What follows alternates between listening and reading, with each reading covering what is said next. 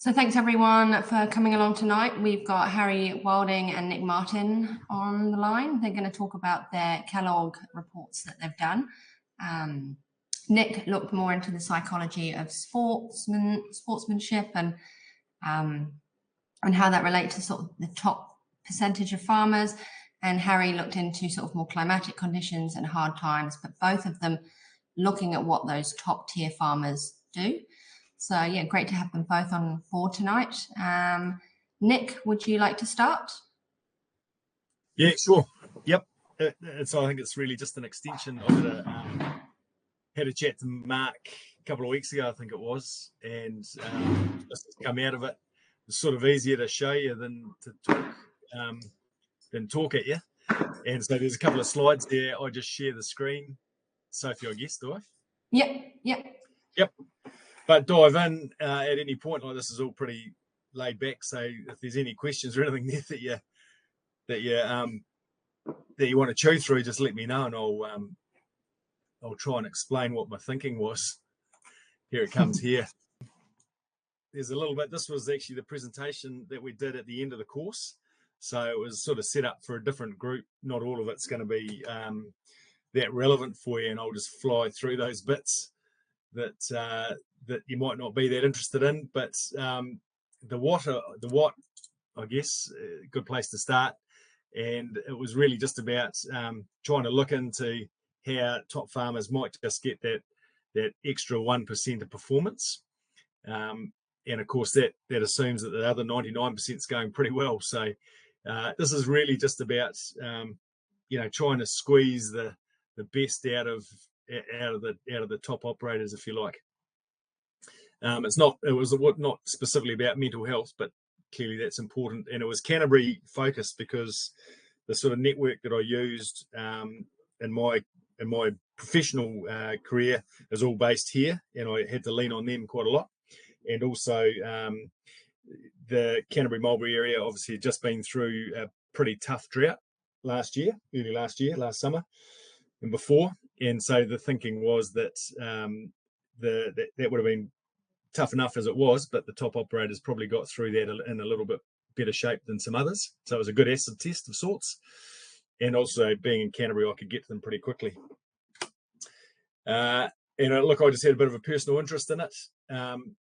You often hear sort of farmers talking about events that they've gone to, and they've got rugby coaches or sports psychologists or all sorts of people randomly talking to rooms full of farmers, and you sort of ask yourself, well, why are they doing that?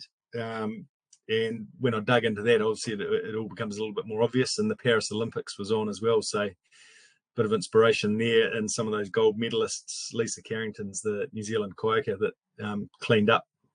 She got another 3 gold medals after she already had 5, and I sort of got to thinking, well, how did she squeeze that extra 1% out of her performance? So that was the background. 2 parts to it. You got to do a bit of reading, and then had to do some interviews and defining what elite was. Yeah, that was a tricky bit, and then trying to find them. But that's the elite farming analogy, if you like. 3-legged stool. Can you see that all right, you guys? Yeah, we can. Yeah, sweet. So the financial stuff's pretty easy to benchmark. KPIs and that sort of stuff, not too difficult to do. The physical aspects of farming is again sort of easy to see a farm, see the stock, assess them, and the social part's a bit more difficult. It's sort of the grey area that's really subjective. It's what you do in your community and how you contribute to the squash club or the school or whatever. And what we looked for in those 3 legs was a bit of balance across them. And the way I went about getting those names of those elite farmers was through a network of just contacts in the primary sector. And my theory was that if I asked them who I should speak to on the basis of these 3 criteria, if I asked enough people, then the same names would start coming up and reoccurring, and that's what happened. So that's how I got to those top farmers pretty much. That's a bit of a profile of them. The scale wasn't a measure of success as such, but for New Zealand anyway, over 10,000 stock units is a good size operation. I don't know about Australia so much, you blokes over there, but yeah, it's certainly making the whole job worthwhile here. Full-time equivalents is the number of staff, and then the EBIT per stock unit, so income less costs basically, and bear in mind that those numbers there were impacted by droughts really, but that's where they all came from. The athletes I interviewed, and that was again a really interesting exercise, because you got this group of sports psychologists down here in this bubble. 6 of them I spoke to, and then you got the farmers that I just identified there on the right hand side, and in the middle you've got these athletes who use sports psychology in their sporting careers, but they were from farms, so they had rural backgrounds. So I was really specific about who I spoke to, because obviously they've got a bit of an affinity with rural communities and know how farms and farmers work. So they were the ones I targeted, and you can see the profile there of who they were. There was gold medal winners and Rugby World Cup winners and all sorts of interesting people from a range of different sports, and a couple of ladies in there. Would have been nice to have more, but they were the ones I interviewed. I don't need to touch on that really. Psychology, what it means, it's just about basically the study of the mind in the field of sports. That was the guts of it.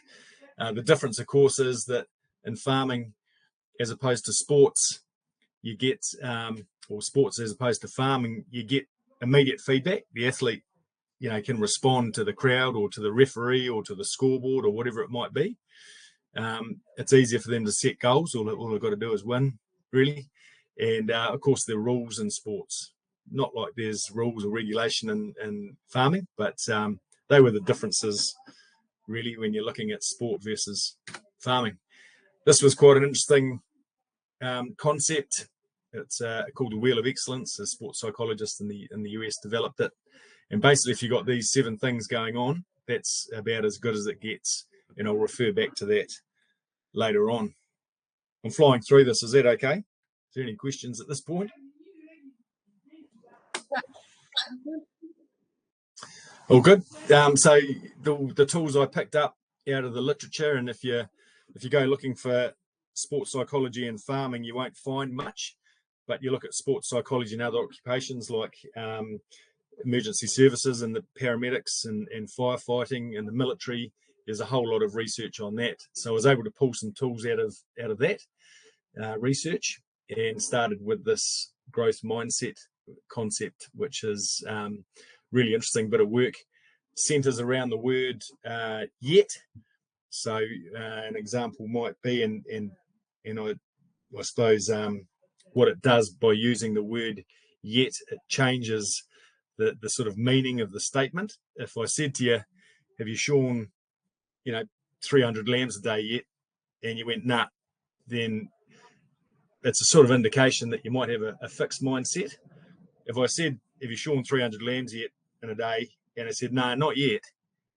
It's different, isn't it? Sort of suggests that you can, that you might, that you'll get there. So that was really interesting. It's just about how receptive you are to new stuff going on. And as a starting point before you begin your day or your task or your event or whatever it is, this was one of the tools that was really useful, that athletes used, but equally farmers could.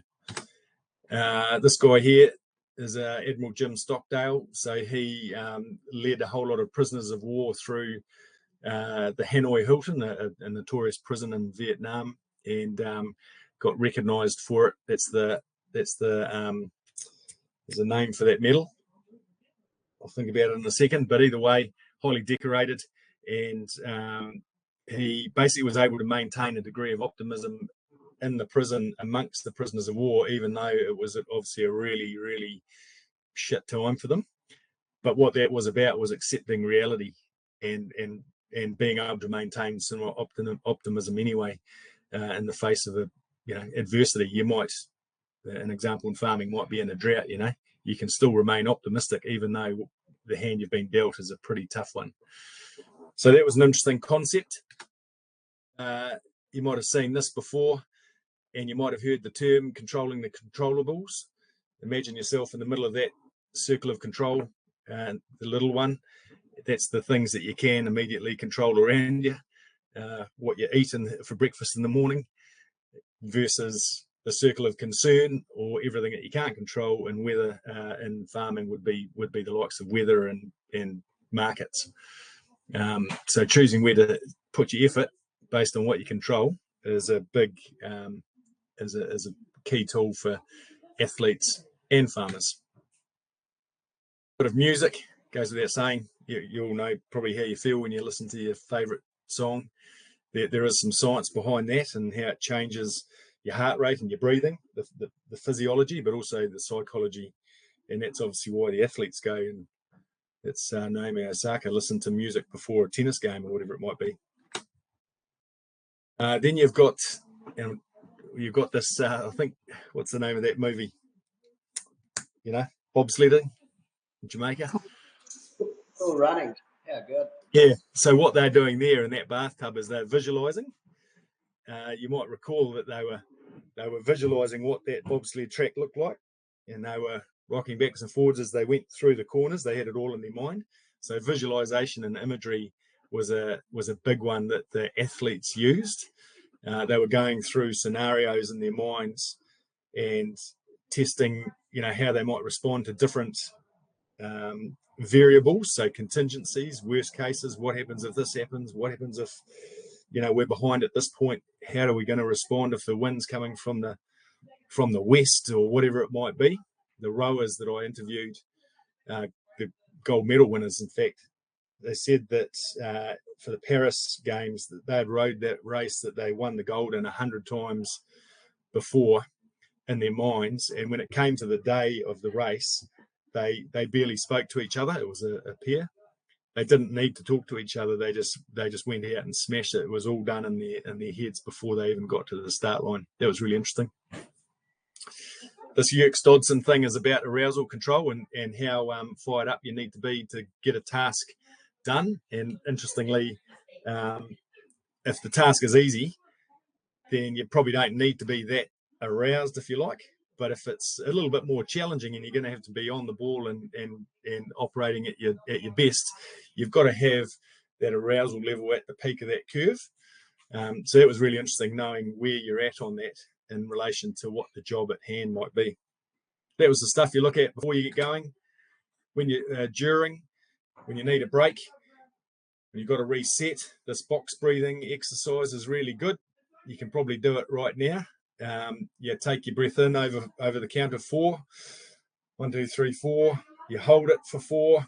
You release it slowly over 4, and then you take it back in over 4.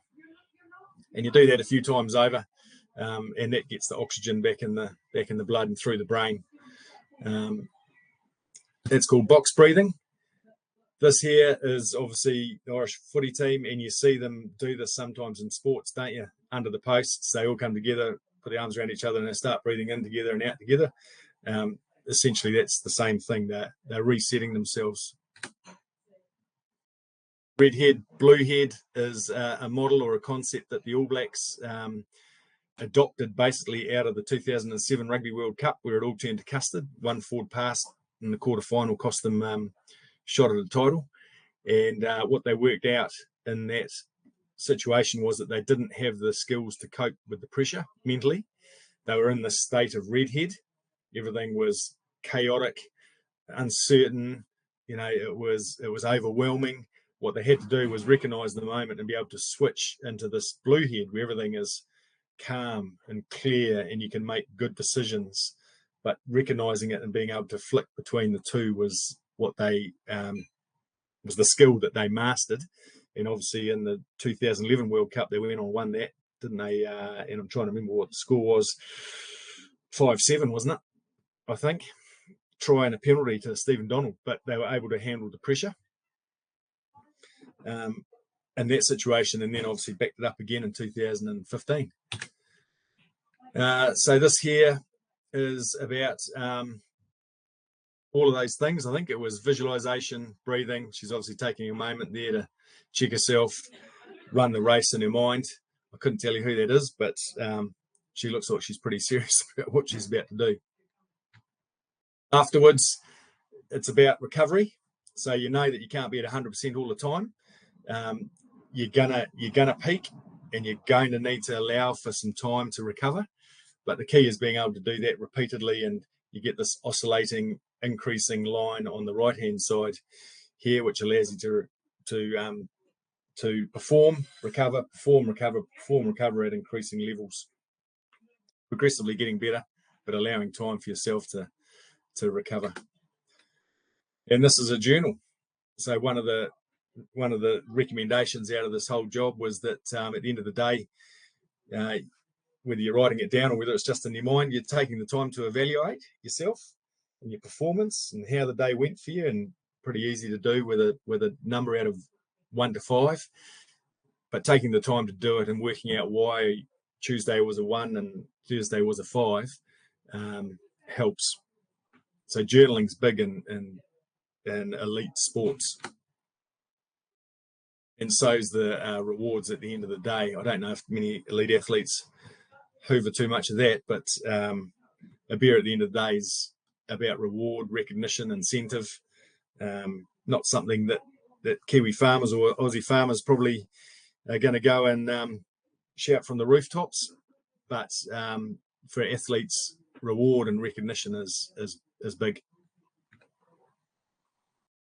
This is the interviews part, but maybe if I just pause there for a second. Is there anything there that, any questions or anything there that looks sort of weird or wonderful?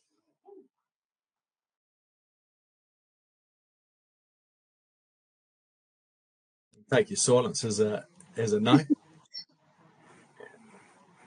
Tell me if I'm talking too much, Sophie, won't you?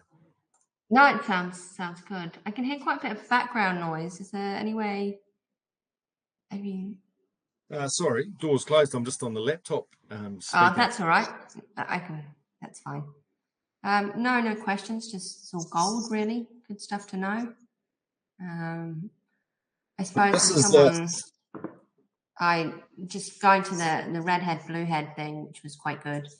I think, and the same with the curved one. It all comes down to being able to recognize what state you're in, doesn't it?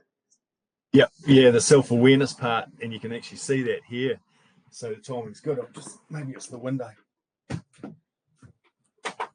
The self-awareness part here is perhaps where what you're referring to. Sorry, it sounded like someone was talking there. Yeah, I was just wondering quickly on like the athlete, maybe on slide 14 there, maybe just on the graph on the right, like now professional athletes, like it seems quite obvious that they train quite intensively and then recover and then train quite intensively. Like with farming, I suppose for people living on farms, there's quite a blurred line. Like, yeah, for a long time, people just seem to go 100%. Like, do you see anyone in farming that actually gets the recovery, or do you find they do that through like just different jobs, or like? No. For athletes, like also got quite an important thing they have to do with rest. Like they're probably quite good at getting sleep and eating well, whereas I don't think farmers prioritise those things at all. No, you're probably right. It's easy when you're getting paid not to do anything and to recover, isn't it? And you've got heaps of money to go and buy food that you possibly can. You're right, but I think the skill here in the art is being able to remove yourself, isn't it? And we're certainly big on that at Rabo. We run a thing down the road from Harry called Surfing for Farmers, and it's just about having a beer and a barbecue and trying to surf. But the point is that you're off farm. You're concentrating on something else.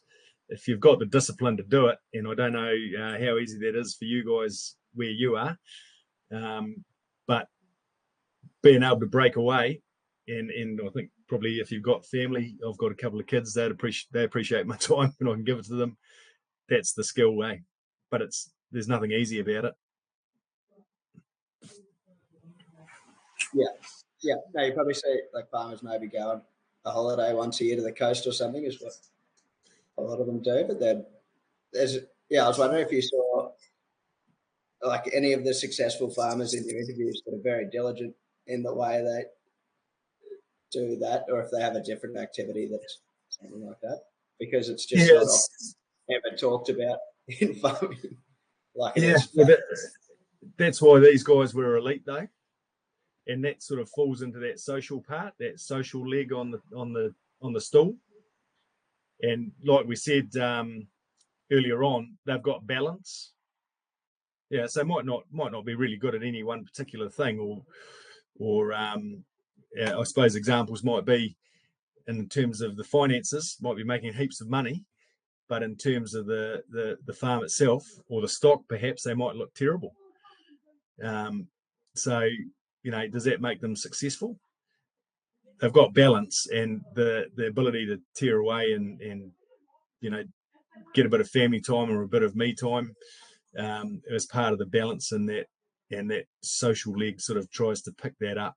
So they are good at it. Yep, there's absolutely they recognise the need. Yeah. Does that answer your question? Yeah, that's good. Thank you. Yeah.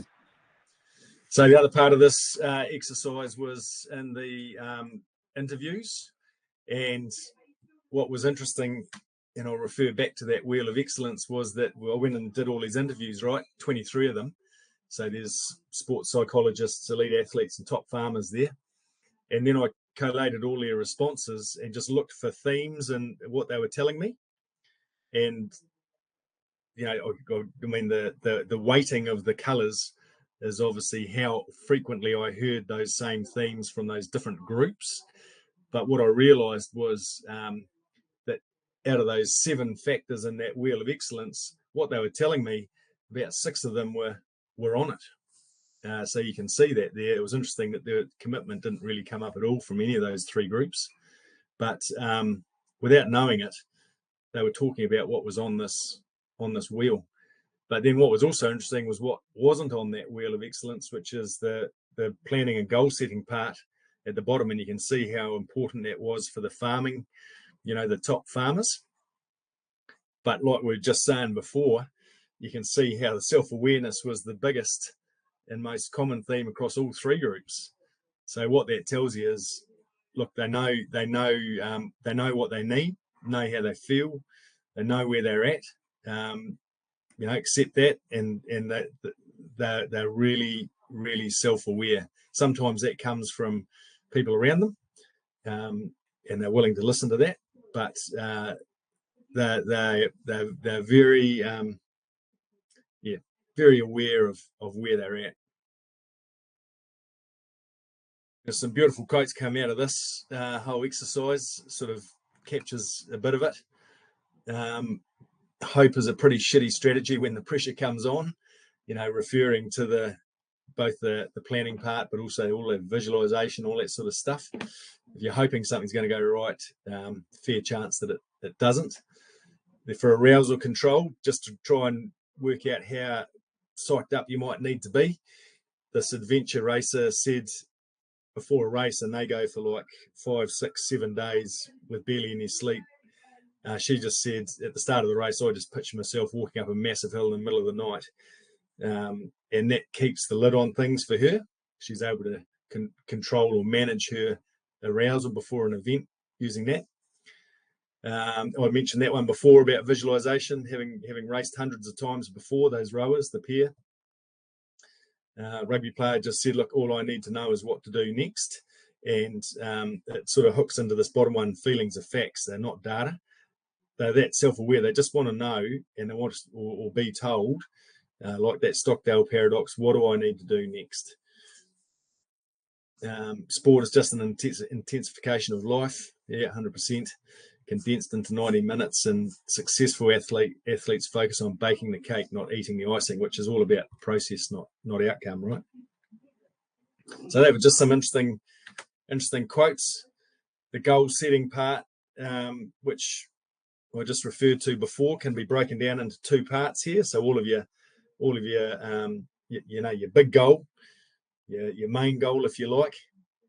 But within the performance states, the second box down, you can break that down into the physical stuff you need to do, but also the mental bit. And that was one of the conclusions of the paper, was taking the time when you do your planning, allowing for a little bit of personal development and mental skills, if that's what you need, is worthwhile including in your planning.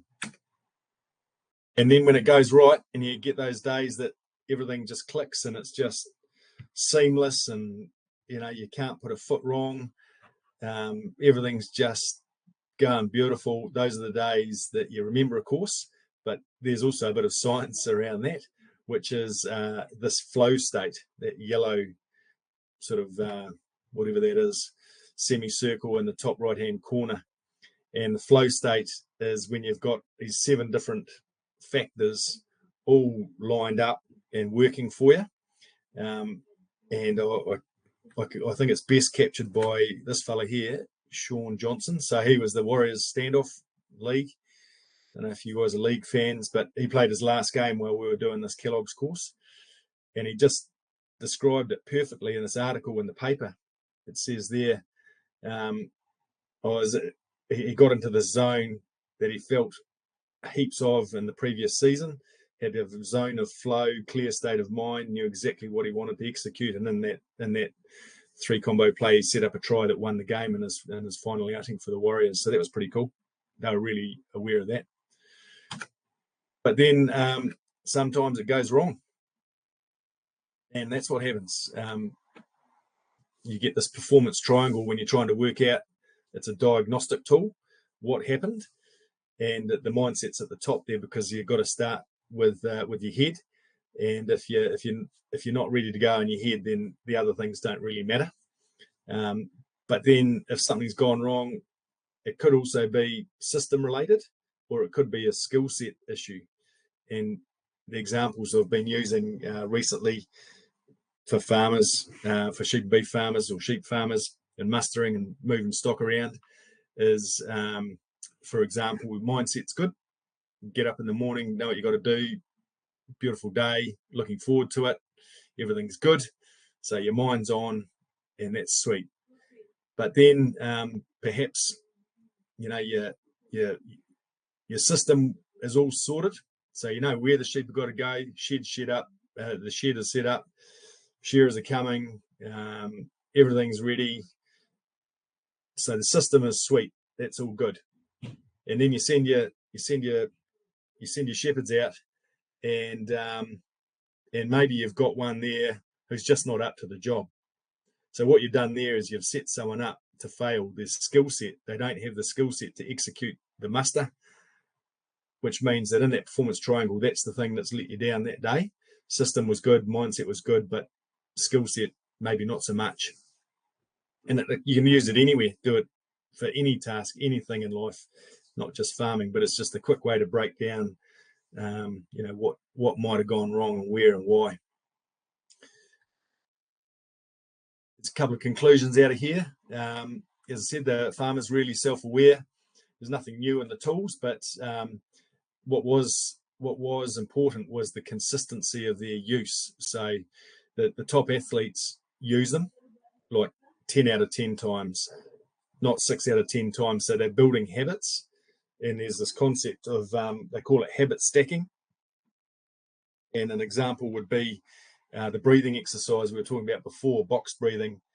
If I just said to you, righto, get up in the morning and take 10 deep breaths, that's got a limited chance of success. But if you tie that together with something else, a trigger, then you're more likely to be able to build the habit by using it consistently. So an example might be with the same breathing exercise. Okay, every time I get in the truck and I pull my seatbelt on and click it in, I'm going to take 3 deep breaths. And you're sort of pairing the trigger with the habit you're trying to form.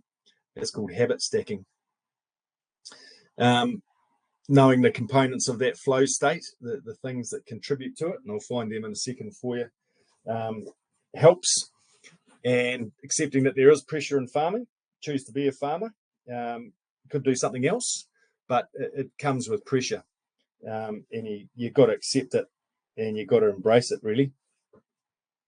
World-class basics was just about getting that 99% right. Like what I'm talking about here is the 1%ers, but if you haven't got the 99% right, then the 1%ers probably aren't going to make too much of a difference, if that makes sense.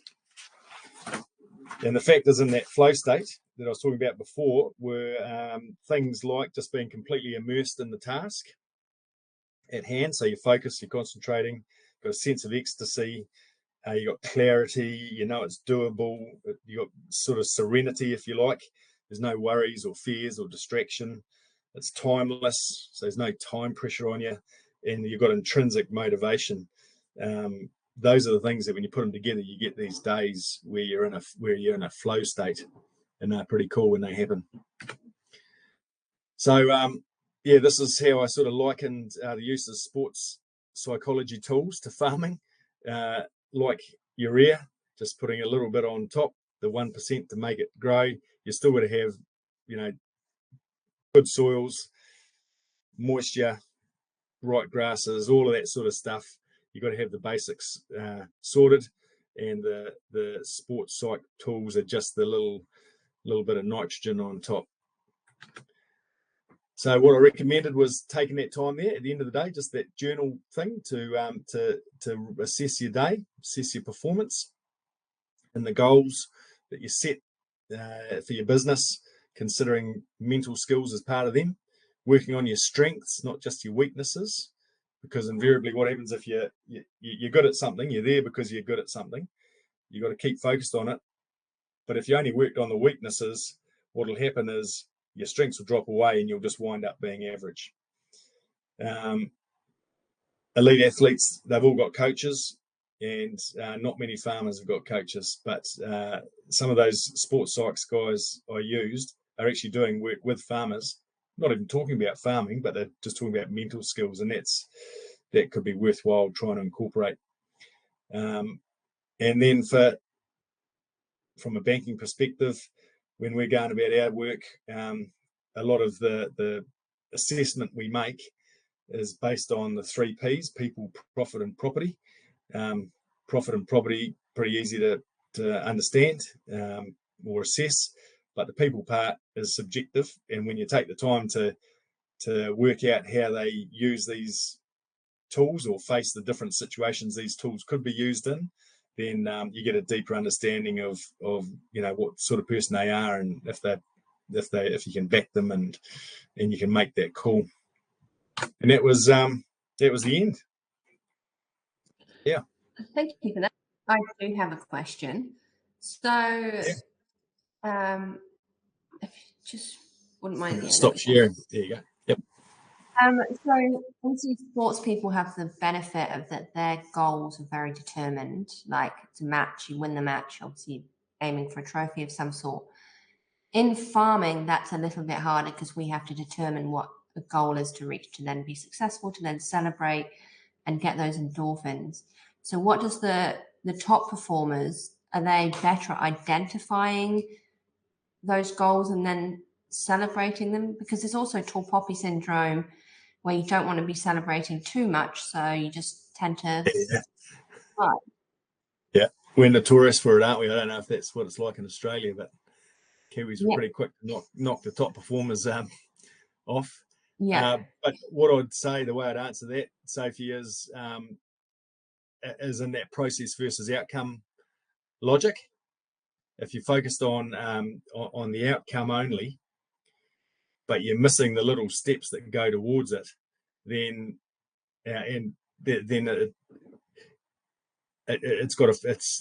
it's really limiting. It's limited. So an example might be, and I'll use a sporting analogy. You've got a kicker, and it's typical, isn't it? Kicks a goal, and you go, awesome, great kick, 3 points on the board. But what you actually should be rewarding is, hey, awesome, loved how you kept your head down and followed through, because that was the process that got the outcome. If I just rewarded and focused on the outcome, all he'd ever get is 3 points on the board. If he focuses on the steps that went into that got the outcome, they're repeatable. You keep doing them, and they get better and better at them, and be able to kick from further or whatever it might be. So the good operators, the guys I spoke to, the farmers, really process orientated, not outcome. You set your goals, but it's the steps that go into getting there that they were really good at, able to identify, clear on. Yeah. Does that answer that question? Any other questions before we jump into Harry?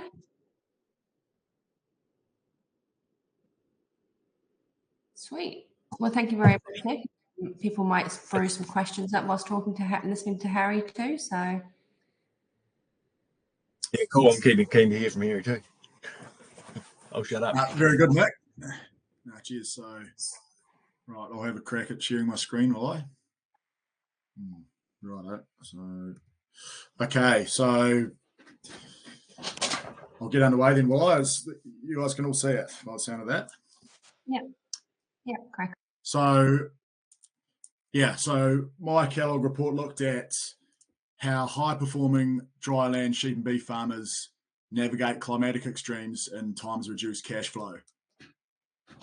So I'm, as I mentioned to some of you guys, I'm lucky enough to be at the home farm in Cheviot, and we've recently had drought and a very low cash flow environment, which is the combination of the two has made things very challenging.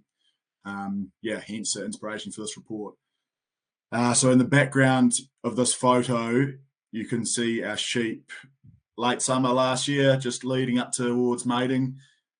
Not a lot of grass around, stock dam very empty, and it made even worse because we actually meant to shoot ducks on that dam in May, so that wasn't ideal either. So climatic extremes such as drought.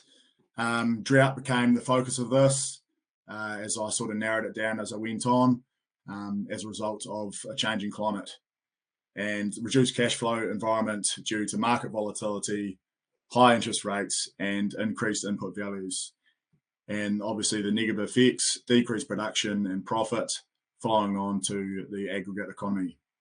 Not to mention the strain on mental health and well-being of the farmers and the other businesses affected by the conditions. So this led me to the question of how do high-performing farmers remain productive, profitable, and happy throughout such challenges? So to work this out, or to answer this question, I firstly looked into what leads to high performance, resilience, and well-being. In the context of dryland New Zealand sheep and beef farming systems. And I guess the aim of answering this question was to develop recommendations to assist early career farmers facing such conditions. So literature review was carried out, reading books, online resources, research papers, etc., followed by a series of semi-structured interviews. So I, firstly started with industry experts. Tried to find a range of experts, really tried to use people with many years experience, especially with knowledge around the context of climatic extremes such as drought and managing lean times. Some great insights come from the experts, and they also helped me identify the high-performing farmers. So similar to Nick, I tried to find farmers who had expertise, who were clearly high-performing, so had the finances sorted, had the physical aspects sorted, and really tried to find farmers who were performing more of a holistic sense, maintaining positive relationships, and giving back to their community. So eventually found some awesome farmers, and it was amazing what they helped me out with there. So from the semi-structured interviews, a thematic analysis was carried out. So I really dug into all to the results of the interviews and looked into the idea of sustained performance, which encompassed high performance, resilience, and well-being, all whilst facing drought and lean times. So to dig into these quickly, the first one was complete clarity. So they're clear about their vision, values, and purpose, clear strategic and tactical plan. So this meant they knew what they were going to do, why it was important, and how they were going to do it. They had corresponding goals and targets for each step of the way too. So they're clear about their challenges and the opportunities, and they could clearly articulate their order of priorities around all aspects of their business. So I put in some of my favourite quotes too, some good ones. So this one, just good example of a tactical plan. You've got to have a plan for all your stock for the next 6 weeks. If you can't see 6 weeks ahead, then do something. There was a Marlborough farmer who had just gone through a very severe summer drought.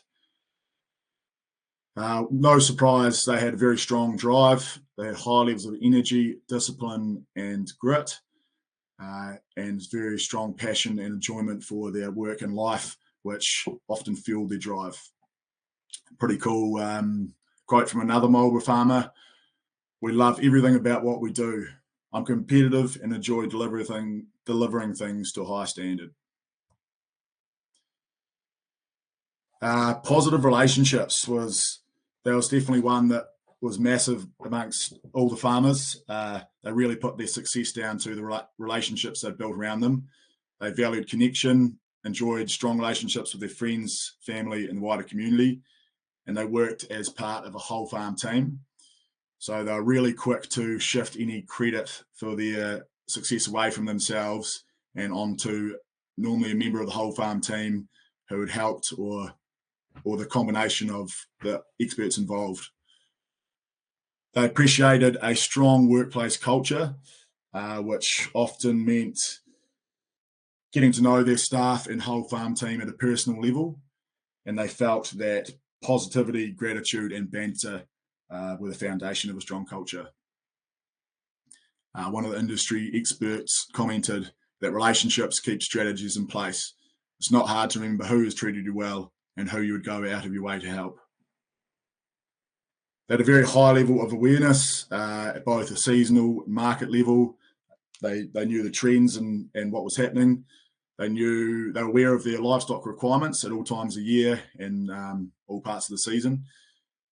They were aware of their feed supply and demand, and they were very aware had very excellent financial awareness and used tools such as FarmX and Figured and worked with professionals to ensure this. Good Canterbury-based farmer displayed this with this quote: "We need to have pasture covers of 1,600 at lambing. This means we'll get 70% of our lambs away prime at 40 kilos off mum." So yeah, this was might dig into a bit of what you were asking about earlier, Henry, too. So they displayed excellent self-awareness. So they knew their emotions and well-being requirements, as well as others around them. They knew their strengths and weaknesses, which led them to, employ or interact with industry experts that would complement these. And they knew how to avoid burnout. So often a very intense work ethic was displayed with a couple of the farmers, or one in particular was in the guts of the severe drought when I interviewed him, and commented that they had to work harder than they ever had before, but they knew their limits and they knew when to stop and take a break. And they sort of said detachment was a key part of avoiding burnout and getting away and doing something completely different. Then coming back and getting stuck in. So you have to be in a good headspace. This leads to high performance and is essential for resilience. Be able to make clear decisions, enjoy the process, and look forward to tomorrow. Lastly, they had a strong focus. They focused on increased profitability, precise timing, and adaptability and flexibility.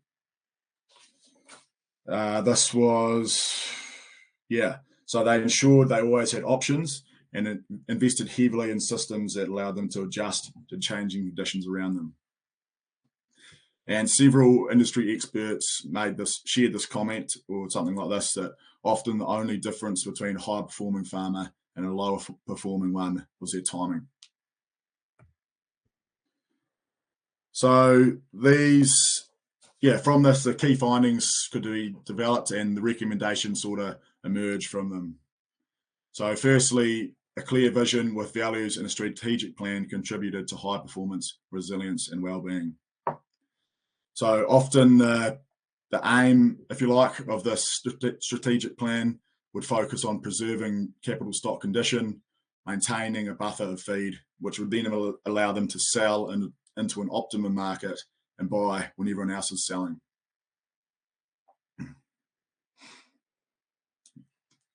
So yes, and they also aim to maintain a buffer financially. Quite often this would involve saving up of carbon credits to sell when times are lean, or harvesting forestry for timber, or really using diversified asset to make most of that. The ability to develop and maintain positive relationships results in high performance, resilience, and well-being. So they communicate well with the whole farm team. They have really inclusive farm planning and a culture of reciprocity. And when that is coupled with a clear vision, values, purpose, and strategic plan, everybody knows what they're trying to do, how they're going to get there, and the whole team can strive towards shared goals, which really proved to be the difference between or an advantage to farmers getting through a drought in a very lean year over here. Sticking to their knitting allowed farmers to stay strong and bounce back from drought and lean times. So they focused their energy and resources on their preferred or most profitable enterprise. They strive for excellence in this enterprise and developed a portfolio of strategies to protect the performance of their core enterprise. Often this included running a selection of trading stock to protect their capital stock, which were their core enterprise, which they could then use as levers to be pulled as certain deadlines approached, just to ensure that the capital stock were never compromised. Furthermore, by pursuing excellence, they could attract and retain better staff, which had further positive effects on performance and well-being. Lastly, a mindset of curiosity and growth ensured the farmers were unable to lose regardless of the challenge or setback. They weren't afraid to innovate or try new things, and they could identify the learning opportunities and failures. They remained creative and could always identify the opportunity in adversity. So with this mindset underpinning the previous key findings, it meant that, they could always find the way out or the way to win when it looked tough. This often meant the grazing out early sale of stock, then capitalising on depressed markets by purchasing undervalued stock, which would create a generous margin when no one else was in a position to do so. So thank you for listening. That's mine. Cheers.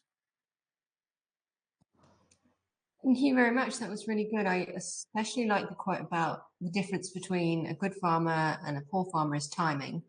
And that's definitely, I think, the case when it comes to feed planning, selling stock, all of that. And also the teams as well. Some of the best farms I've worked on is where you do feel like family, and you do want to put in an extra bit of effort for, something that's not necessarily your own business, because you like the person, you like what they're trying to achieve, and that really, really helps. Yeah, and I'm sure that's the basis of a good culture in any business, isn't it? So any team sport too, probably, Nick. Yeah. No. Yeah. Any other questions?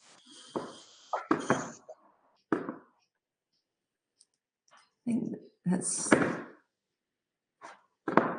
silence. Thanks, both of you. That's awesome stuff to delve into, and and actually get written down on paper and then talked about properly.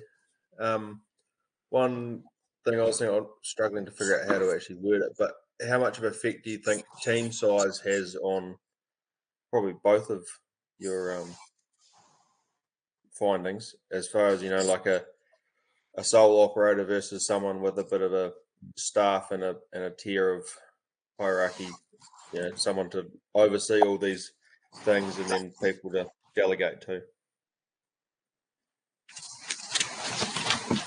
Good question, eh? Yeah, I guess with people comes pressure.